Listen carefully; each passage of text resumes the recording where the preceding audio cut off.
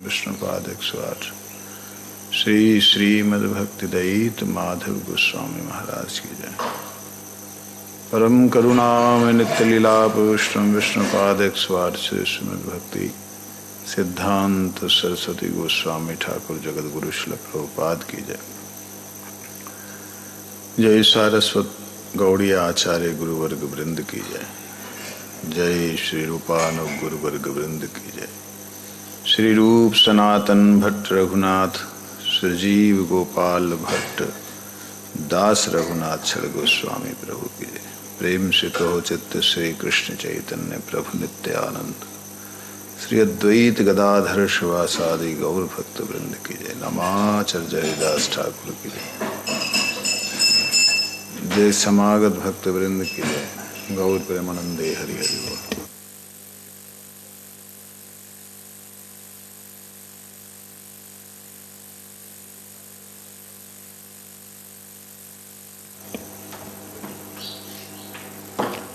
गुरुवे गौरचंद्राय राधिकाय तदालये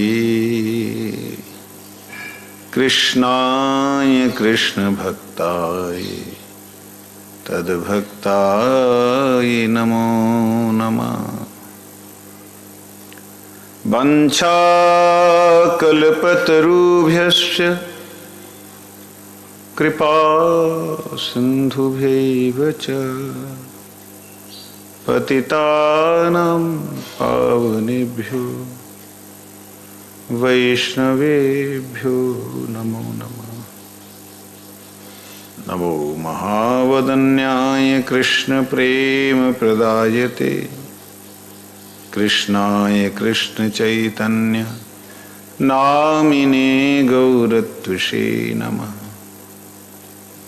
तप्त कंचन गौरंगी राधे वृंदावनेश्वरी वृषभानु सुते देवी प्रणमामि हरिप्रिये।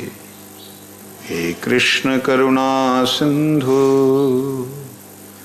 दीनबंधु जगतपते गोपेश गोपिका कांत राधा कांत नमस्तुते। वृंदायै तुलसी देव्यै प्रियायै केशवस्य च कृष्ण भक्ति प्रदे देवी सत्यवत्यै नमो नमः। श्री कृष्ण चैतन्य प्रभु नित्यानंद श्री अद्वैत गदाधर श्रीवासादि गौर भक्त वृंद। हरे कृष्ण कृष्ण कृष्ण हरे हरे हरे राम राम राम हरे हरे। भूमोस्वखलित पादानां भूमिरेव अवलम्बनम् त्वयि जातय अपराधानां त्वमैव शरणं प्रभु त्वमैव शरणं प्रभु त्वमैव शरणं प्रभु। गुरुदेव कृपा करें।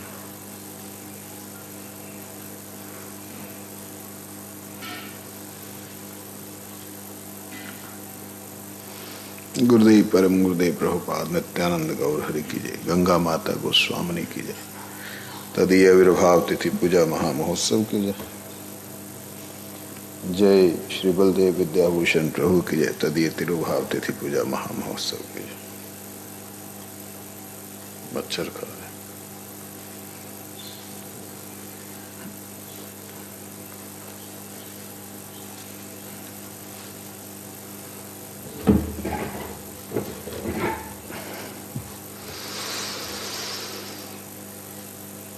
इस तत्व संदर्भ में षड संदर्भ है, इनमें श्री बलदेव विद्याभूषण प्रभु जी की भी टीका है। सर्वसंवादनी के अलावा बलदेव विद्याभूषण प्रभु की भी टीका है। श्री राधा मोहन गोस्वामी भट्टाचार्य जो है उनकी भी टीका है।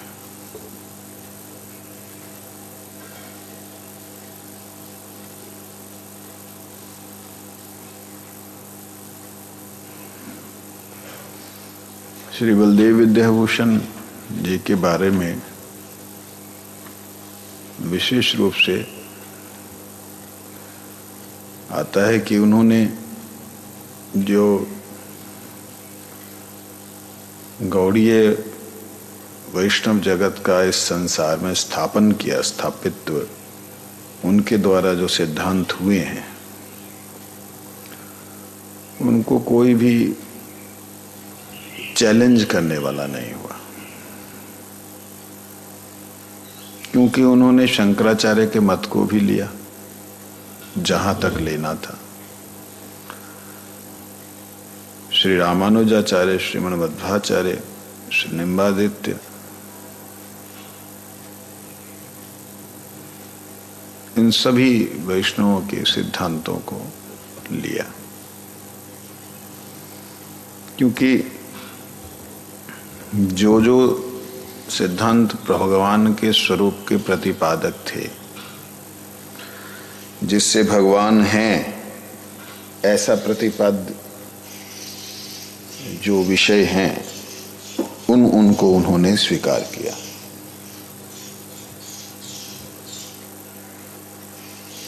और जो लोग भगवान के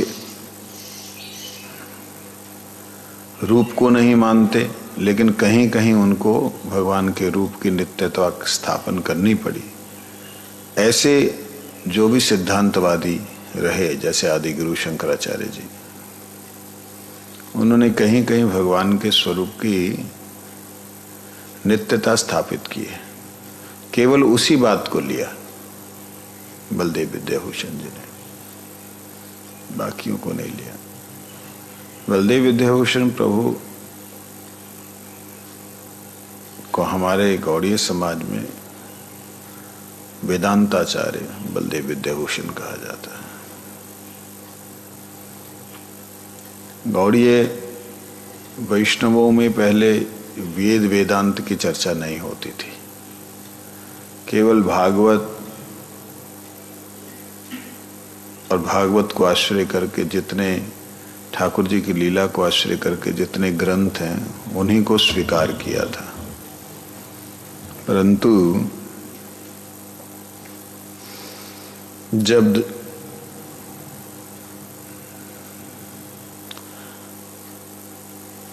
वृंदावन के अंदर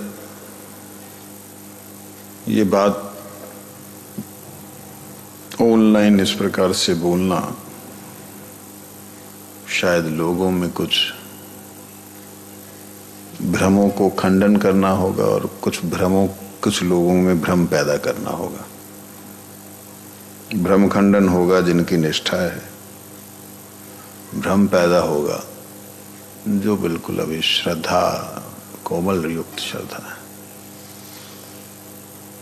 एक समय ऐसा था, रूप गोस्वामी, सनातन गोस्वामी जब थे संसार में, तो अन्य अन्य संप्रदायों के आचार्यों ने उन्हें विशेष रूप से सम्मान दिया था। पूरे ब्रजमंडल ने सनातन गोस्वामी को बाबा मतलब बाप की तरह माना। मुड़िया पूनो जो मूड मुड़ा लेते हैं, ऐसी नहीं हुई। सनातन गोस्वामी जी के शरीर छोड़ने से सभी ने कहा हमारा बाबा चलोगो, सबने मुड़ मुड़ाए, तब से मुड़िया पूनो नाम आ गया। लेकिन अभी ये मुड़िया जो है ये महात्माओं तक सीमित के रह गया। अब मुड़िया बाबा जी लोग ऐसे बोलते हैं, जो मूड मुड़ा करके आते हैं उन्हें मुड़िया बाबा जी लोग बोलते हैं, इसलिए मुड़िया पूनो कहते हैं। लेकिन ऐसा उस वक्त नहीं हुआ था। तो रूप सनातन गोस्वामी जब थे तो रूप गोस्वामी जी का श्री गोविंद जी मंदिर सबसे ऊंचा, सबसे बड़ा विशाल स्वरूप था। ऐसी सनातन गोस्वामी जी का मदन मोहन मंदिर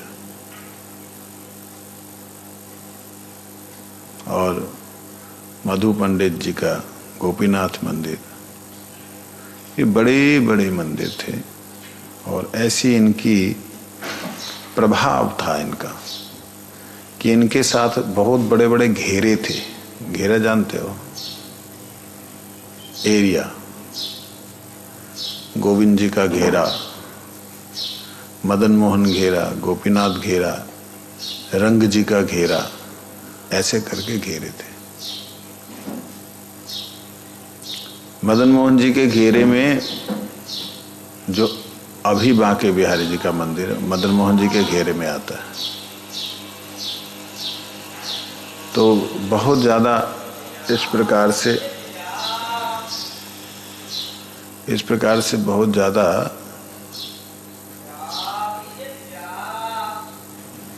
प्रचार था। इतना प्रचार था कि और मंदिरों का नाम ही नहीं था, और मंदिरों का नाम भी नहीं था, लोग जानते ही नहीं थे, क्योंकि बड़े बड़े मंदिर दिख रहे हैं और कहीं कहीं किसी किसी कुटिया में कोई कोई और मंदिर है, जो छोटे छोटे घरों में मंदिर और हैं। दुर्भाग्य ये हुआ कि कुछ लोगों ने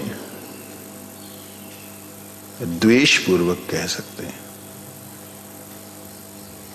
कि बंगालियों का ही राज हो गया यहाँ पे, बंगालियों के ही मंदिर हो गए यहाँ। इस प्रकार द्वेषपूर्वक जो आताताई आक्रमणकारी आए उनको उसी तरफ निर्दिष्ट कर दिया,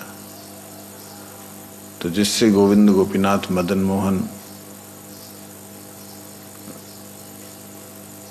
छोटे राधा दामोदर जी, ये सब लोग यहाँ से भरतपुर, भरतपुर से जयपुर गए। उसको एक लीला कहते हैं, परंतु उसके पीछे कारण था। कारण ये था कि गौड़ीय वैष्णव शास्त्रों में जो लिखा है उसको स्वीकार करते हुए और अपने जो महाप्रभु के भाव को स्वीकार करते हुए राधा रानी के पारकिया भाव को उन्होंने माना, गौड़ियों ने। तो राधा रानी के पारकिया भाव को अन्य संप्रदाय कोई स्वीकार भी नहीं करना चाहते थे। कहते ये व्यभिचारी लोग हैं, दुराचारी लोग हैं, और उस वक्त बहुत ज्यादा व्यभिचार दुराचार था भी। इन लोगों को राधा रानी, कृष्ण स्वयं ही राधा रानी है, राधा रानी स्वयं ही कृष्ण है, बीच में एक किसी और को ले आए। ये तो ऐसी बात हो गई कि कृष्ण पे ग्रहण लग गया इन लोगों के मत से कि ये कृष्ण की किरणों को कृष्ण से अलग करना चाहते हैं, मतलब सूरज की किरणों को सूरज से अलग करना चाहते हैं। ये कैसा दुराचारात्मक भाव है। इस प्रकार से बहुत ज्यादा गौड़ीय संप्रदाय के लिए लोगों के हृदय में कड़वाहट आ गई। क्या बोला?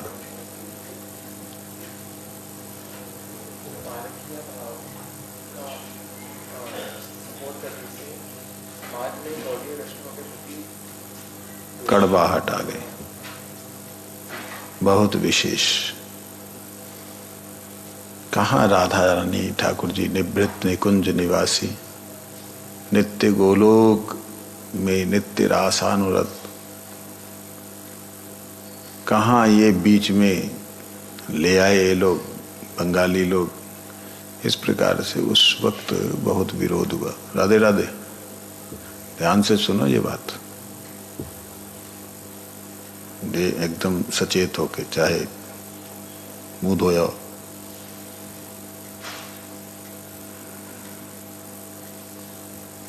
इस प्रकार से वृंदावन में, पूरे ब्रजमंडल में गौड़ीय वैष्णवों का विरोध हुआ था और इनको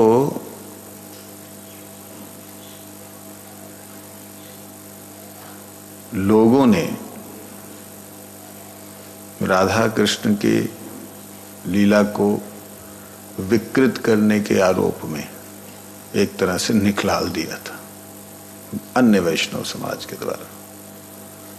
जब ऐसी स्थिति थी, फिर भी सनातन धर्म में हिंसा को स्थान नहीं दिया, तो गौड़ीय वैष्णव बड़े निर्मल निर्मोह होकर के भजन करते थे। उन्होंने भजन नहीं छोड़ा।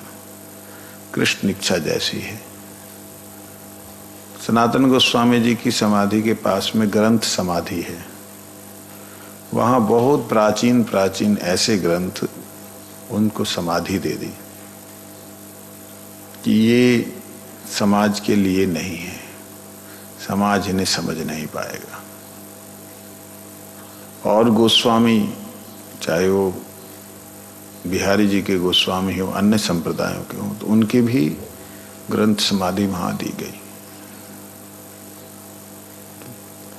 क्योंकि वो जीर्ण शीर्ण हो चुके थे, ऐसी अवस्था थे। लिख लिया गया उनको। ऐसी स्थिति में जब मदन मोहन गोविंद गोपीनाथ जयपुर में हैं, रूप सनातन गोस्वामी इत्यादि सब चले गए, यहां तक कि जीव गोस्वामी पाद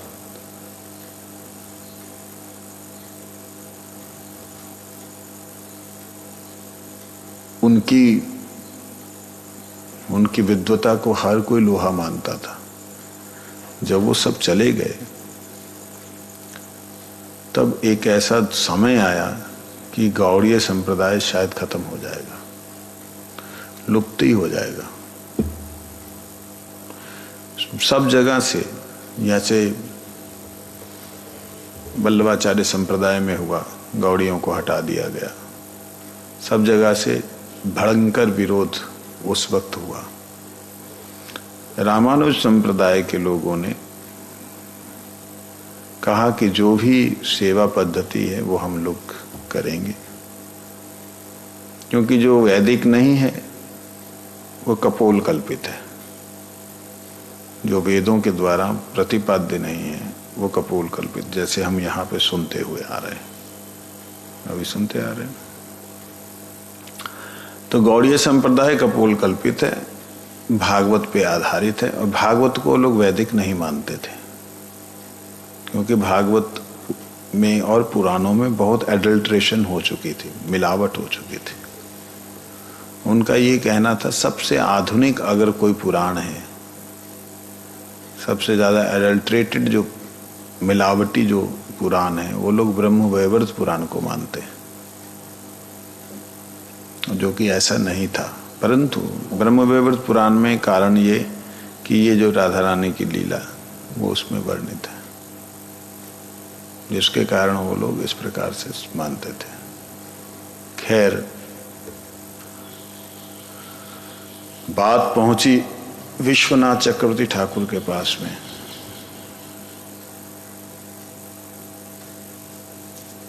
क्या किया जाए? निवेदन किया। जीव गोस्वामी तब अति वृद्ध थे। निवेदन किया कि आप कृपा करके सिद्धांत स्थापन करें। तब उन्होंने आदेश दिया कि नहीं, मैं नहीं जा पाऊंगा, ये बलदेव विद्याभूषण को बलदेव विद्याभूषण प्रभु को वहां भेजा। उन्होंने गोविंद जी को प्रणाम किया, ये सोच करके कि गोविंद देव, आप इतना दिव्य, अत्यंत दिव्याति दिव्य जो महाप्रभु के द्वारा लाया हुआ सुंदर, स्वच्छ, निर्मल, उज्ज्वल, अति उज्ज्वल जो प्रेम की बात है, वो लोगों में दूषित होती जा रही है। हमारी कोई भी बात को नहीं मानना चाह रहा कोई व्यक्ति, क्योंकि हमारा अपना वेदांत सूत्र का भाष्य नहीं है, वेदांत भाष्य नहीं है। हमने भागवत को ही वेदांत भाष्य के रूप में माना, इसलिए कोई स्वीकार नहीं कर रहा।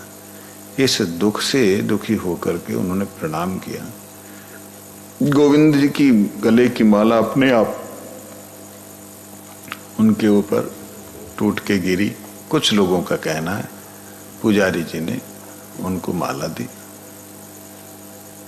जब माला उनको प्राप्त हुई, उनको लगा कि गोविंद जी की कृपा हुई, तो गोविंद भाष्य बोल करके उन्होंने वेदांत के ऊपर टीका लिखी। और वो गोविंद भाष्य गलता पहाड़ी बोलकर स्थान है, उस गलता पहाड़ी पे जा करके उन्होंने गोविंद जी की कृपा से वहाँ लिखा कि मैं नहीं लिख रहा हूँ, मेरे को गोविंद जी लिखा रहे हैं। वही 550 सूत्रों का 7 दिन के अंदर उन्होंने सारा वर्णन कर दिया। उसमें सभी के मत को लिया जहां लेना चाहिए था, लेकिन अपने मत की स्थापना की। ये देख करके सारे आश्चर्यचकित हो गए कि असंभव है। आदि गुरु शंकराचार्य जी महाराज को भी लगभग 40 दिन लगे। 7 दिन में, उस वक्त गिनीज बुक वर्ल्ड रिकॉर्ड नहीं हुआ करता था, 7 दिन में कर दिया। ये बहुत बड़ा आश्चर्य हुआ और लोगों ने उसे देखा। देख के देखा हाँ, अन्यों से विचित्रता है। अन्य जो आचार्यों ने टीका की उससे थोड़ा विचित्र, मतलब थोड़ा अलग स्थापन किया है। ऐसे करके बलदेव विद्याभूषण प्रभु जी ने जब उसे 7 दिन के बाद में दिया, वो देख करके सारे वैष्णव समाज और शंकर संप्रदाय, शाक्त, सब आश्चर्यचकित हो गए कि ये तो कोई मनुष्य नहीं कर सकता, किसने भगवान की ही की हुई। इसलिए उसका नाम दिया गोविंद भाष्य वेदांत सूत्र। वेदांत सूत्र हैं उनका भाष्य, उनकी टीका गोविंद जी ने की। तो आज बलदेव विद्याभूषण प्रभु जी का तिरुभाव तिथि है। उनके श्री चरणों में अनंत कोटि दंडवत प्रणाम करते हुए प्रार्थना करता हूँ कि हे प्रभु, आपकी कृपा से आज हम गौड़ीय संप्रदाय में सुरक्षित भी हैं और गौड़ीय संप्रदाय एक ऐसे स्थान पे है जहाँ पे सभी उन्हें मानने के लिए बाध्य हैं, स्वीकार करने के लिए मजबूर हैं। ऐसी इस जगह पे लेके आए, आपकी बड़ी ही कृपा, महती कृपा। अभी आप देखिए ना, हम लोग ये जो पढ़ रहे हैं कितना विचित्र इसमें वर्णन है। एक एक सूत्र का, एक एक वाक्य का ऐसा वर्णन है कि वो बुद्धि हिला के रख देता। तो ये बलदेव विद्याभूषण जी, विजय गोस्वामी पाद, ये उनकी करुणा कृपा है।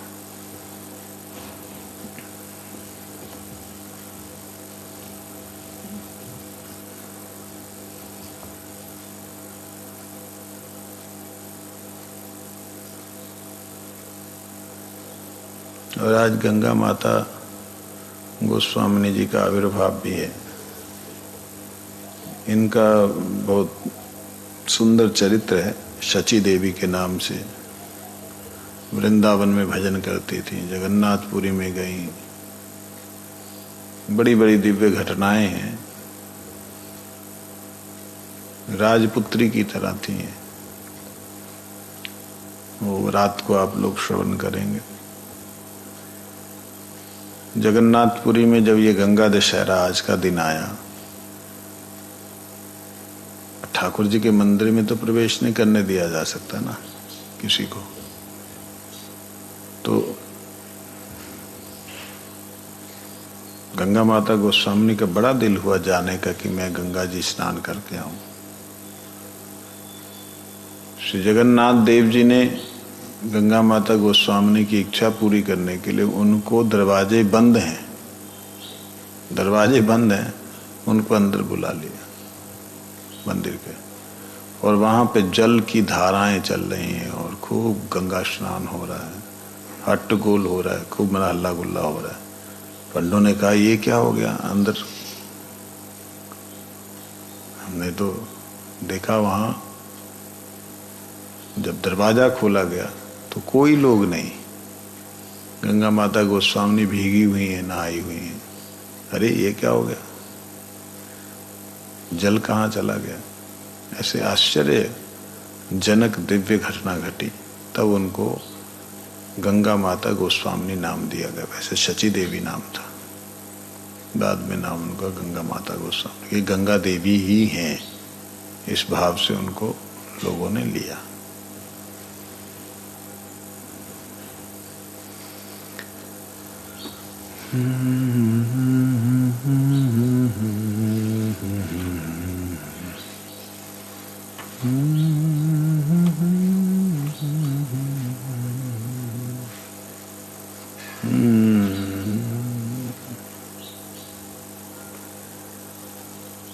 उनके श्री चरणों में दंडोत प्रणाम की कृपा करें, हमारा गंगा स्नान कृष्ण कथा में ही हो। अविधेया बिना भूत प्रभृति लक्षण ईक्षते लक्ष्यमाण गुणैर्योगाद् वृत्तिरिष्टा तु गौणताः। इह लक्षणा च रूढ़ि प्रयोजनं वापेक्षैव भवति।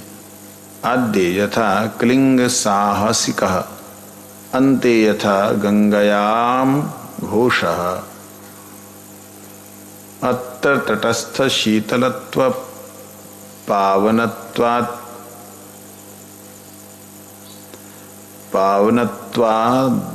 पावनत्वादैर्बोधनं प्रयोजनं गौण्यां तु प्रयोजनम् एवापेक्षं यथा गौरवाहिक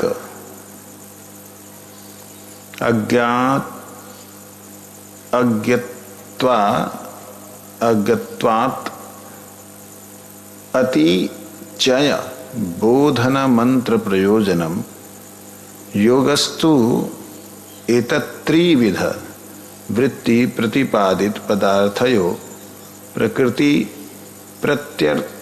प्रत्ययार्थः योरयोगेन यथा पंकजम औपगवः पाचक व्यंजना विधा च वृत्तिं मन्यते यथा गंगायां घोषः इत्युक्ते तन्निवास भूतस्य तटस्थ शीतलत्व पावनत्वादिकं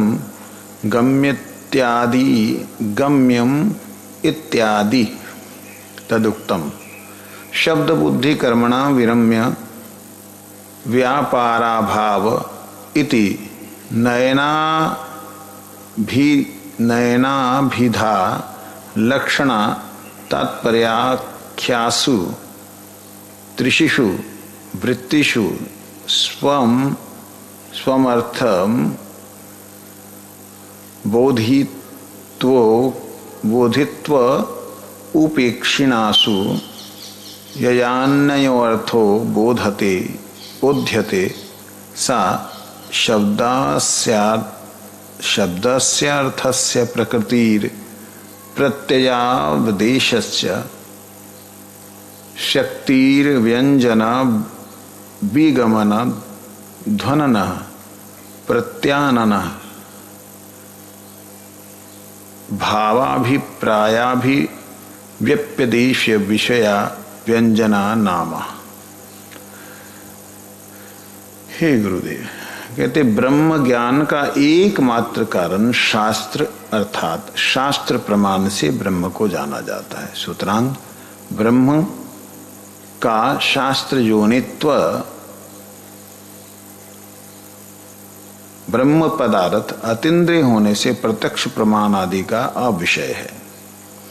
तज्जन्य यतो वा इमानि भूतानि जायन्ते इत्यादि शास्त्र वाक्य का ही अतीन्द्रिय स्वरूप ब्रह्म का ज्ञापक है। श्रीमन मध्वाचार्य के अनुसार कल हमने इसे श्रवण किया था। कहते हैं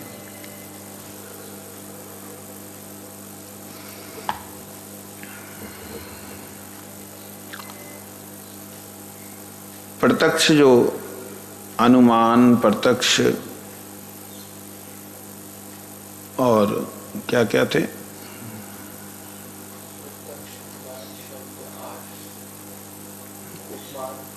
हाँ उपमान आज शब्द को तो प्रमाण माना ही है, ठीक है। अहित्य, इस प्रकार से जो 10 प्रमाणों की बात आई है, कहते हैं उनका पहुंच वहां तक नहीं है। कहां तक? उस ब्रह्म तक, उस कारण तक पहुंच है नहीं, हो भी नहीं सकती, क्योंकि वह अतीन्द्रिय है, इंद्रियों से अतीत है। जो इंद्रियों से अतीत है उसे इंद्रियां क्या जानेंगी? जान ही नहीं सकती।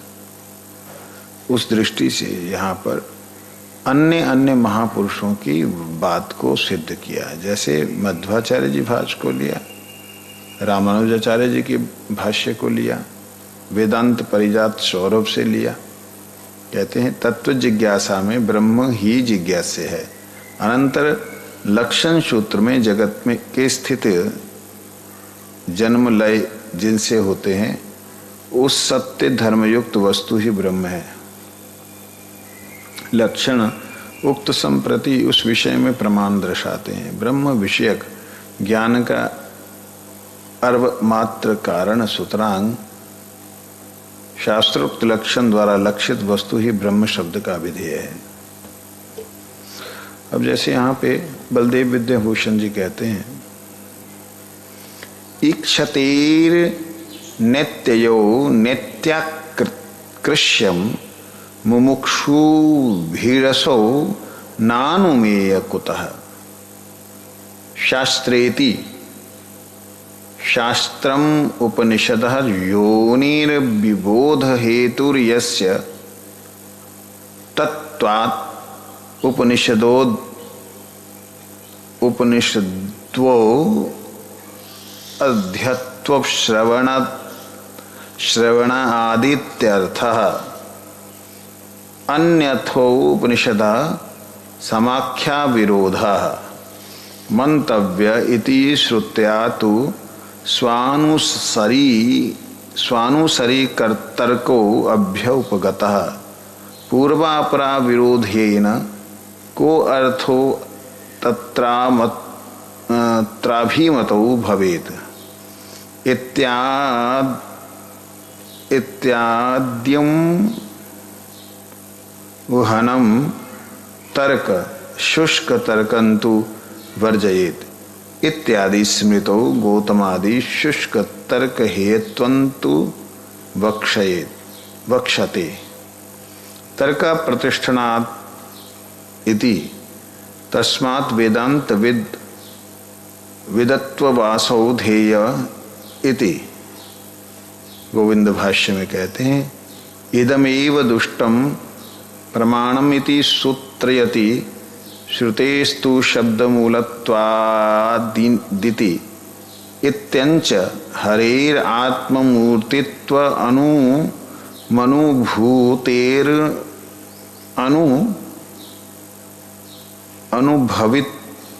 भवितृत्वं स्वात्मकर्माधीष्ठानशालित्वं चेत्यादि श्रूयमान रूपतया तस्योपासनम सिद्ध्यति। श्री गोविंद भाष्य का यहाँ पे उल्लेख किया है।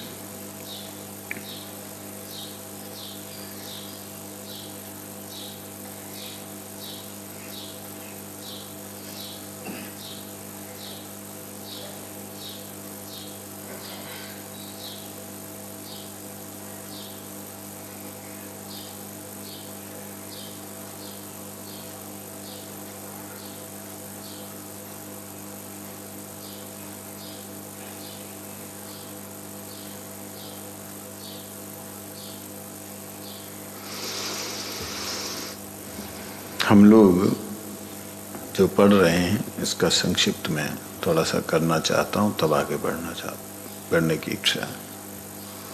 हम लोगों ने तत्व संदर्भ शुरू किया कि उस परमात्म तत्व, उस सर्वशक्तिमान तत्व, उस ब्रह्म तत्व के बारे में जिसके लिए वेदांत कहता है अथा तो ब्रह्म जिज्ञासा, तो ब्रह्म के बारे में जानो। जब जानने का आदेश किया, जब जिज्ञासा करने की जिज्ञासा करने के लिए, पूछने के लिए आदेश किया, तो इसका मतलब उन्हें जाना जा सकता है। जब ये बात है कि जाना जा सकता है, तो कैसे जाना जाएगा? तो यहाँ पे जितने भी शब्द बोले जा रहे हैं, प्रमाण दिए जा रहे हैं, जितने भी बातें कही जा रही हैं, उनमें प्रमाण, अनुमान इत्यादि जो प्रत्यक्ष इत्यादि जो प्रमाण हैं, उनका निराकरण करते हुए कि उनको कोई भी नहीं जान सकता, कैसे भी नहीं जान सकता। ऋषियों का भी मत भेद है, इसलिए उन्हें जान नहीं सकते हैं, ये बात सिद्ध कर रहे हैं। जब जान ही नहीं सकते, फिर उनके पीछे क्यों जाएं? क्यों उनके लिए अपना इतना समय बर्बाद करें? क्यों घर बार छोड़ें? तो उसके लिए अब बात बतला रहे हैं कि हाँ, उन्हें कोई व्यक्ति अनुकूल तर्क से जो है अगर मनन करे, अनुकूल तर्क से मनन करे। कैसे अनुकूल तर्क से मनन करेगा? जैसे इस सारी सृष्टि का कोई तो ना कोई कारण तो होगा। जो भी कारण है, जिस कारण से ये सस्टेन कर रही है, ये मेंटेन्ड है, ये जो सृष्टि है। नहीं तो हमारा ये जो घर है, अगर इसमें मनुष्य ना रहे तो ये कुछ ही दिनों में झड़-झुड़ करके बेकार हो जाएगा। प्रत्यक्ष प्रमाण देखना हो, हमारे इस बिल्डिंग के बनने के बाद वो सामने वाली बिल्डिंग बनी, लेकिन जहाँ लोग रहते हैं वो ठीक है थोड़ा, लेकिन जहाँ नहीं लोग रहते हैं वो झड़ने लग गई है, झड़ने लग गई। इसी प्रकार से जब इतने हजार करोड़ साल से ये पृथ्वी है, ठीक है, बीच बीच में सफाई करने के लिए भूचाल आते हैं, महामारियां होती हैं, वो सफाई का उनका तरीका है। तो परंतु सृष्टि जब इतने सालों से है, मेंटेन्ड है, चल रही है, एक ग्रह दूसरे ग्रह से बिल्कुल बराबर दूरी बना करके अगल बगल से निकल रहे हैं, कोई एक दूसरे को खींच नहीं रहा, खा नहीं रहा, ऐसा है तो उसका कोई कारण तो होगा। जो कारण होगा उसे अनुमान की दृष्टि से अगर देखें तो कहीं भ्रम हो सकता है। तो कैसे कहा जाएगा, कैसे समझा जाएगा? कहते तुम अनुमान करके आए हो, ठीक है, कोई बात नहीं, होगा बोल करके आए हो, लेकिन वो है, उसे ब्रह्म कहते हैं। ब्रह्म किसे कहते हैं? बृहत् बृहत्वात् इति ब्रह्म, जो बड़े से बड़ा है, बृहत् से बृहत् है। कितना बड़ा है कल्पना कर लो, इतना बड़ा, कहते उससे भी बड़ा।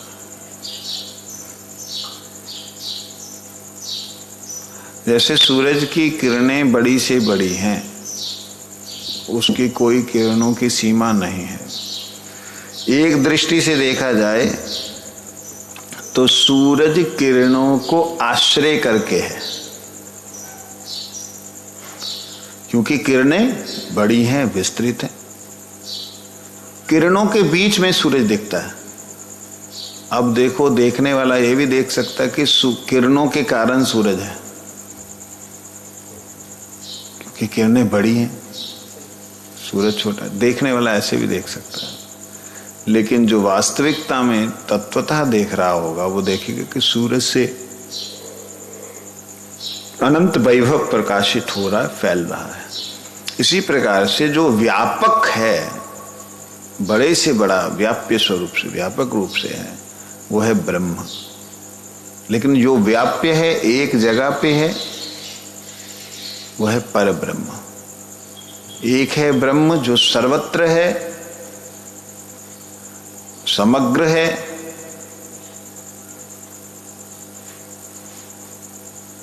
समग्र मतलब होता है सब कुछ।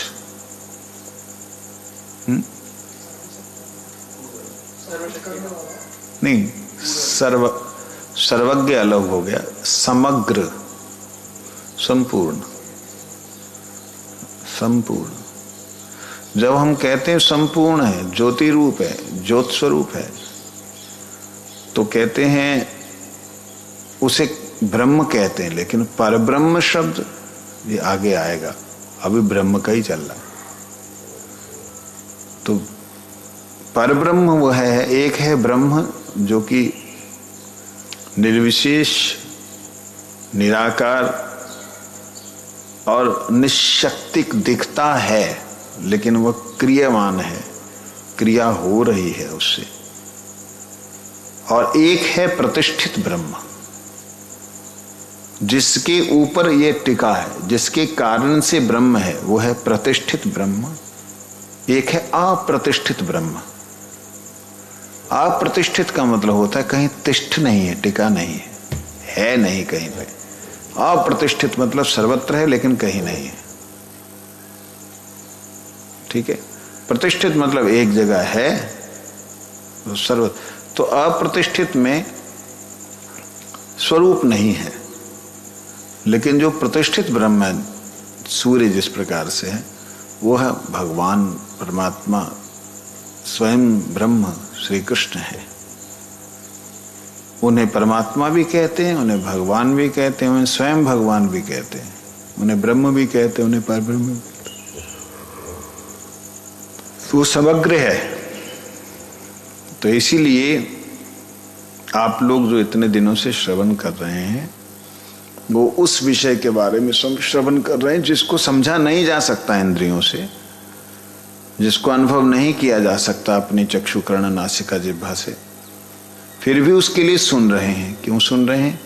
शब्द ही एकमात्र है। अनावृति शब्दात ब्रह्म शब्द अभिधेय बिति। ब्रह्म शब्द जो है वो शब्द से ही ब्रह्म जो है अभिधेय है, प्राप्ति का साधन है शब्द ही। तो यहां आगे उसके बारे में कहते हैं, ब्रह्म शब्द मूल, शब्द ही उनका मात्र कारण है। इंद्रियादि जन्य ज्ञान तद विषय में प्रमाण नहीं है।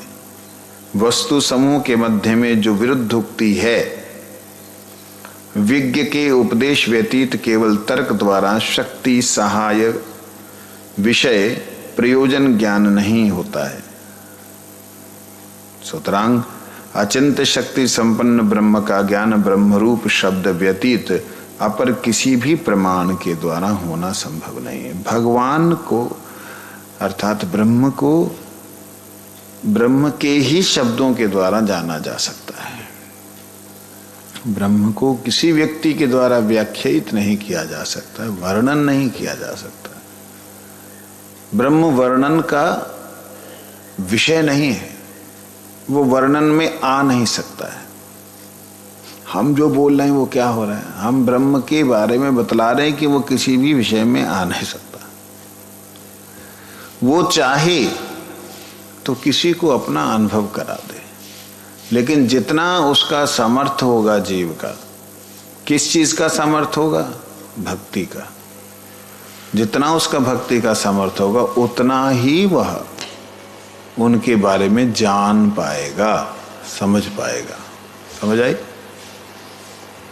इसलिए पौराणिक गण जो हैं वो अचिंत वस्तु को तर्क गोचर नहीं है, इस बात के लिए स्थापित करते हैं। आज 12वें श्लोक को स्मरण करेंगे। इसको थोड़ा संस्कृत इसमें ज्यादा दी हुई है।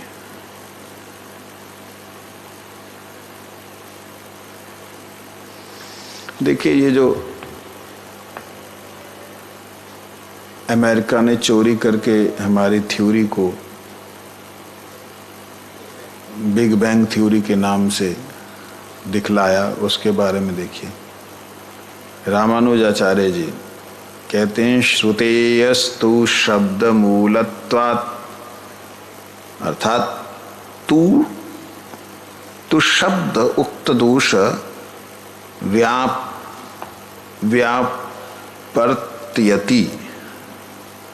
व्याप्तर्त्यति नैवं सामंजस्यम कुतः श्रुते श्रुतिशतावान निरवयत्वत्वात्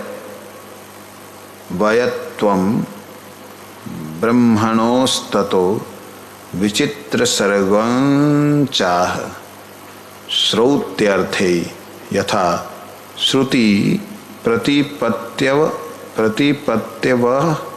व्यमृत्यर्थ। श्री भाष्य। उक्त सूत्रस्थ तु शब्द ब्रह्म का, उक्त सूत्र में तू शब्द ब्रह्म का असामंजस्य दोष को निषेध करता है। शब्द मूलतः ही श्रुति का कारण है।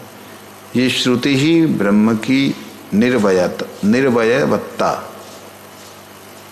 ब्रह्म से ही सृष्टि जगत की सृष्टि को कहती है। अथैव श्रुति का यथाश्रुत अर्थ करना होगा। मध्वाचार्य जी कहते हैं इस बात को। ईश्वर के कृतित्व में कुछ भी विरोध नहीं है।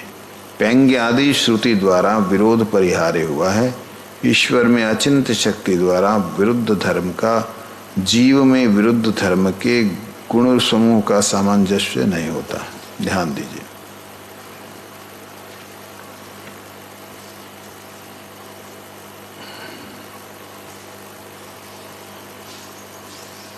जो उन्होंने हमारी थ्योरी को चोरी किया, या आदिकाल से वेदों में उसको बोला गया, शब्द मूलत्वात्। शब्द ही सारी सृष्टि ब्रह्मांडों की स्थिति का मूल है, जड़ है।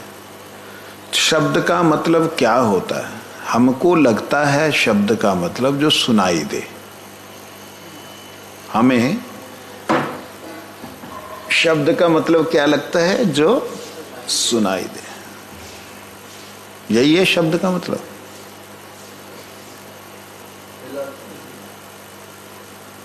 शब्द का मतलब फिलहाल यही है, लेकिन नहीं। शब्द ना सुनाई देने पर भी शब्द हमारे मस्तिष्क में है। शब्द ज्ञान हमारे मस्तिष्क में है। शब्द ना सुनाई देने पर भी शब्द रिकॉर्ड अवस्था में है, रिकॉर्ड किया हुआ है। जैसा चलाएंगे वैसा चलेगा। तो शब्द को केवल मात्र इतना ना समझे जो सुनाई दे। शब्द का मतलब है वेव्स, तरंगे।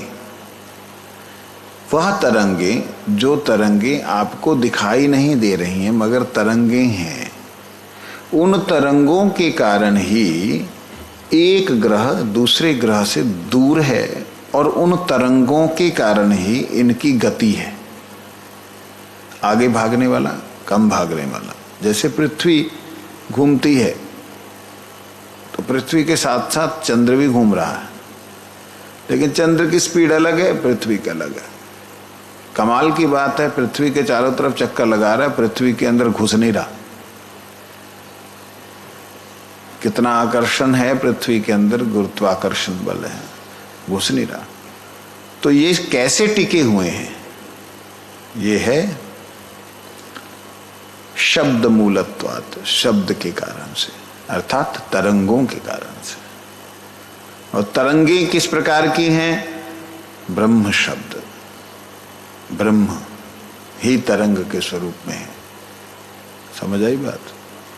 तो इसलिए कहते हैं अचिंत शक्ति संपन्न ब्रह्म का ज्ञान ब्रह्म रूप शब्द व्यतीत अपर किसी भी प्रमाण से होना संभव नहीं। जो ब्रह्म शब्द है इसको केवल अनुभव किया जा सकता है, और इस अनुभव को व्याख्यान कोई भी नहीं कर सकता। क्यों नहीं कर सकता? क्योंकि जहां व्याख्या आएगी, जहां बात करने के लिए शब्द हम उच्चारण करेंगे, शब्द जहां उच्चारण करेंगे वहां इतनी लिमिटेशंस होंगी, आप उसको व्याख्या कर ही नहीं सकते। ले, ये क्या बात होती? जिसका अनुभव होगा उससे व्याख्या क्यों नहीं कर सकते? भैया ये तो आत्म अनुभूति और आत्मा और परमात्मा के भीतर की अनुभूति की बात है। तुम स्वप्ने को जो देखा है उसको शरीर से दिखला नहीं सकते किसी को, वो तुम्हारा अनुभव किया हुआ सपना है। चलो वो तो दूर की बात है, दूसरे ने जो खाया वो तुमने सेम खाया, उसी एक ही वस्तु को खाया। दोनों का नजरिया, किसी का कम नमक है, किसी को ज्यादा लग रहा है, किसी को ठीक लग रहा है। जो ज्यादा खाने वाला उसे कम लग रहा है, जो कम खाने वाला उसे ज्यादा लग रहा है, जो अच्छा ठीक खाने वाला उसे ठीक लग रहा है। तो तीनों की जिह्वा है, तीनों का भोजन है, लेकिन तीनों ही ये नहीं बता सकते कि कितना कम लग रहा है, कितना अच्छा बना है, कितना स्वादिष्ट है, बतला नहीं सकते। क्योंकि जिसको भोजन किया उसी के पास, उसी जिह्वा के पास समर्थ नहीं व्याख्यान करने का। तो जिस मन ने या बुद्धि ने या चित्त ने या स्वयं आत्मा ने जिस ब्रह्म का अनुभव किया हो, वो ये शरीर क्या बोलेगा। इसलिए ब्रह्म शब्द ही ब्रह्म ज्ञान का प्रकाशक है, जब ब्रह्म ज्ञान प्रदान करने वाला है। इसका और कोई भी संभावना नहीं है कि उनको शब्दों के अलावा जाना जा सकते। पौराणिक गण कहते हैं अचिंत वस्तु तर्क गोचर नहीं। जिसको चिंतन ही नहीं किया जा सकता, जो है ही अचिंत, वो तर्क कहां उसके बारे में करोगे। और सारा तर्क किसके लिए हो रहा है, उसी के लिए तो हो रहा है। ये बात बोल दी तो आंखें बंद करो, चलो छुट्टी करो, भजन करो। अगर इतना ही करते, जिस प्रकार से रूप गोस्वामी, सनातन गोस्वामी ने तर्क इत्यादि को छोड़ करके भजन करने की पद्धति बतलाई, और उस भजन को करते हुए सारे गोस्वामीगण, सारे भक्त लोग गौड़िए चल रहे थे। चलते हुए जब उन्होंने देखा कि भाई ये सब लोग अब समाज में हमें जो है निंदा कर रहे हैं कि ये लोग कुछ जानते नहीं है वेद वेदांत उपनिषदों को, ये ऐसे ही अपने मन से ही लगे हुए, कालपोल कल्पना करके लगे, ऐसे जब दोषारोपण करने लगे तब क्या करना पड़ा, ये सारे शब्द लिखने पड़े। और जब ये लिखे गए तब मालूम पड़ा भाई ये जो ऐसे ब्रह्म के भ्रम में नहीं है। तो इसलिए ब्रह्म से ही जगत की सृष्टि होती है, इसका मतलब है शब्द ब्रह्म। ब्रह्म से होती मतलब ब्रह्म का तो आकार नहीं है, निराकार है। निराकार से सृष्टि कैसे हो सकती है, क्योंकि वह उस ब्रह्म के पीछे प्रतिष्ठित ब्रह्म भगवान है। जिनकी वो किरणें हैं वो हैं, वो जब इच्छा करते हैं वही किरणें शब्द रूप धारण करती हैं, उनमें शब्द होने लगता है वही ब्रह्म के अंदर। और जब वो शब्द होने लगता है तो साथ साथ उसमें संचाल होने लगती प्राणवायु का। इस प्रकार से सृष्टि आगे होती है। आज हम 12वें श्लोक को पढ़ने से पहले इसका समापन कर दें।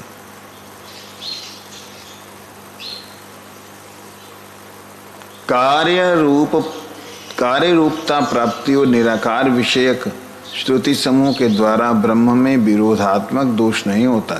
कारण ब्रह्म में जगत से अभिन्न निमित्त कारणत्व एवं उपादान कारणत्व रहने पर भी उसमें जगत की विलक्षणता एवं इच्छा परिणाम एवं शक्ति परिणाम द्वारा जगत कारणता है। इस विषय में श्रुति प्रमाण है। श्रुति कहती ईश्वर ने इच्छा की मैं अनेक बनूंगा, अनंतर अपने को सृजन किया। देखा,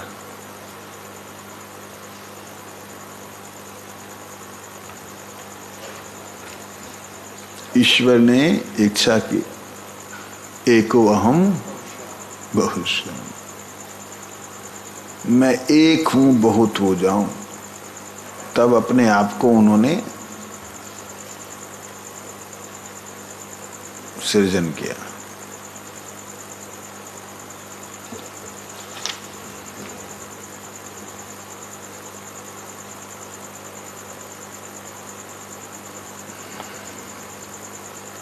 और ऐसे ही चिंतन करने से क्या हुआ, परमात्मा, भगवान, ब्रह्म, जो भी व्यक्ति जिस भी शब्द के द्वारा उन्हें बुलाता है, जब बोलता है, जब मानता है, उनसे सबसे पहले सत और आनंद का प्रादुर्भाव हुआ। कैसे हुआ? सच्चिद आनंद, चिद स्वरूप स्वयं है, सत उनके स्वरूप का प्राकट्य हुआ, स्वरूप दिखलाई दिया। दिखलाई दिया मतलब ये नहीं पहले नहीं था, पहले था, लेकिन जीव के दृष्टिगोचर हुआ। वो भी कौन सी दृष्टि? आत्मदृष्टि। आत्मा के सामने परमात्मा ने जब दर्शन दिए तब हुआ कि ओहो, उस जो तो था शून्य, वहां से हुआ, ऐसा आभास हुआ उनको। लेकिन ऐसी बात नहीं। सूर्य हर रोज उदित होता है, सनराइज, सनसेट हर रोज होता है। क्या सूरज उदित होता है या सूरज अस्त होता है? ना सूरज उदित होता है ना सूरज अस्त होता है। ये तो हम जब उनके सामने जाते हैं, हाँ कितना सुंदर लग रहा है, देखो, बच्चे को भी दिखा सकते हैं। जब दोपहर का 12-1 बजता तो उसको देखना ही असंभव हो जाता है नंगी आंखों से। तो इसी प्रकार से ये जो बात कही है यहाँ पे कि मैं एक हूँ बहुत हो जाऊं, इसका मतलब यही है कि अंधेरे में मानो सूरज कह रहा हो कि मैं अपने दिव्य अनंत प्रकाश के द्वारा इस ब्रह्मांड को चेतन कर दूं। लेकिन पहले से चेतन है जगत, विपरीत होने के नाते, विरुद्ध होने के नाते अनुभव नहीं हुआ ये बात।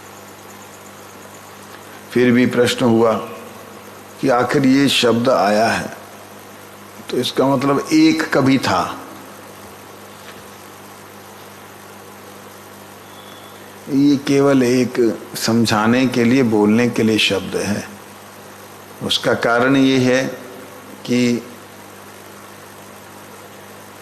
हमारे शब्द जितने हैं वो दूषित हैं माया के द्वारा। इसलिए पूर्व सूत्र का संशय निरसरण करने हेतु तो शब्द का प्रयोग संहार ना।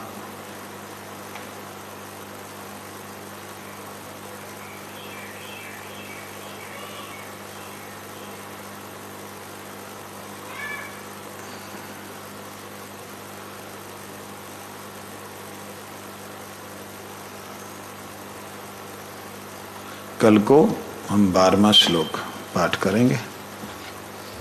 बहुत बड़ा है। एक शब्द बताऊं, सुनाऊं? दुष्पारत्वात्